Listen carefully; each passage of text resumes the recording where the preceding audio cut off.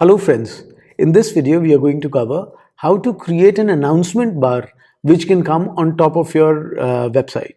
So basically you must have seen announcement bar that's like a thin line which comes above the entire page, and that's where you actually put in these special messages like New Year's deals or some special offers, and it can be made animated and not, and we'll cover all that right now. So the first thing we need to do is go into settings and go into announcement.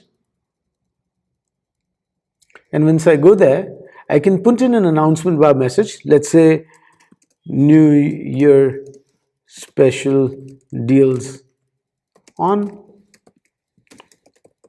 Hurry now. Stock. And then I can choose the announcement bar style. So I can say animated. And the color of the announcement bar, I'm just going to keep it green. Oh, sorry, this is the announcement color. I'm going to keep it white. And the bar color, I can keep it as green. That's all we need to do. And the moment we do that, when I refresh my site, you'll be able to see an announcement bar which comes right on top. And because we had made it animated, it is coming on top.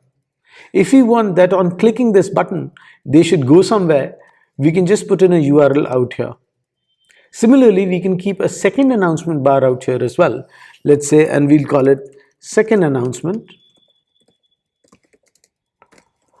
And in that, if we want that the style should be center aligned and the color of the message should be white and the color of the announcement bar should be, let's say, dark green.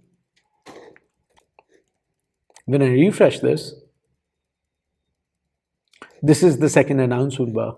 Generally speaking, in most websites, there is just one announcement bar. So in order to delete an announcement bar, all we need to do is get rid of the message. The moment we get rid of the message, it understands that the second announcement bar is not needed and the second announcement bar has been removed. It is a very simple way in which we can attract customers' attention and give them a special message or give them an important message at the top of the website. Thank you.